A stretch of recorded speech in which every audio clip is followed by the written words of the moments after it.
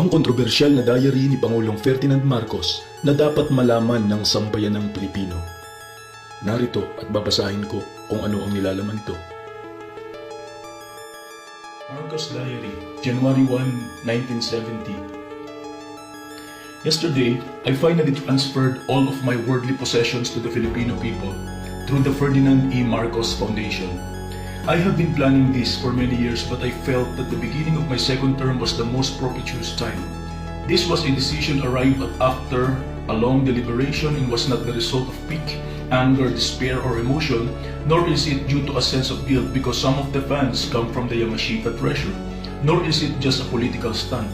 I have no further political plans, and it seems a burden has been lifted from my shoulders. The surprising thing is that the reaction of the people seemed to be of no consequence to me. It was a noble act waiting to be done. I feel I am above all the pettiness of men, and I look down on them with some contempt, but with a counterbalance of understanding. Attachment: a statement of President Ferdinand Marcos on disposition of his worldly goods through the Marcos Foundation, December 31, 1969. I have today given away by general instrument of transfer all my worldly possessions to the Filipino people through a foundation to be organized known as the Marcos Foundation. Moved by the strongest desire and the purest will to set the example of self-denial and self-sacrifice for all our people, I have today decided to give away all my worldly possessions so that they may serve the greater needs of the greater number of our people. It is my wish that these properties will be used in advancing education, science, technology, and the arts.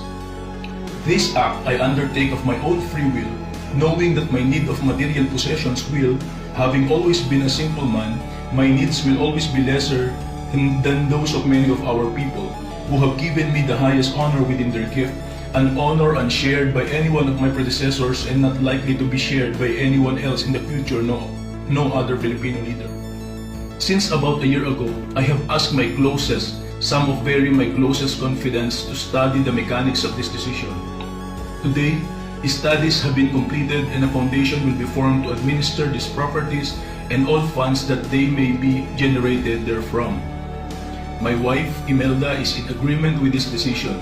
Provisions will be made for my children so that they shall be assured of satisfactory education and be prepared to meet their lifetime duties and endeavors. For the moment, my most sincere hope is that this humble act shall set the example and move to greater deeds of unselfishness and compassion many of our countrymen whose position in society gives them a stronger duty to minister to the needs of our less fortunate brothers and countrymen. Marcos Diary, January 3, 1970. Some people ask me why I have given away my earthly possessions. I invariably answered that I did not need them but that the people did. But I have been asking myself, why has the world become so vile, so materialistic, so dirty? All is pragmatism, selfish and unedifying. Why is there no more tenderness, all sex? Why is there no more charity, all malice? Even the clergy has become self-centered. They do not sacrifice for sacrifice's sake, but for self-glorification, like the 7 bishops who had their appeal to me published in the front pages of the metropolitan dailies. If their motivation was sincere change, they could have come to me first, but they sought publicity first. The worst part is their premises were all false, I hope from ignorance not malice. During the war, in some critical phase of a battle, I always ask myself what could I do which others dare not do and which would change the tide of battle. Now after the 1965 elections, I kept asking myself this until I decided that giving my properties to the people was the answer. This would be exemplary. No one else dares to do it. It will change the tide of the times. Instead of pragmatism, compassion. Instead of words, deeds. Instead of self, the nation and humanity. And I gather this has been the effect in the capitals of the world. Satisfying, but I must exert effort so I am not myself dragged into self-glorification. I remember after the war, I concealed everything about my medals. I wish I could do a similar anonymity now. I'm collecting the reactions to my disposal of all my possessions to the people. Some are sanctimonious, supercilious, patronizing.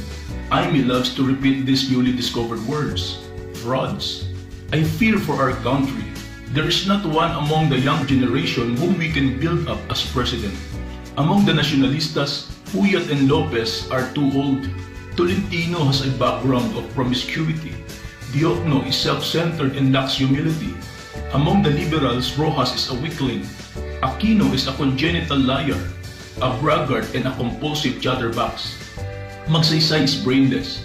Salonga is petty, pompous, and sanctimonious fraud.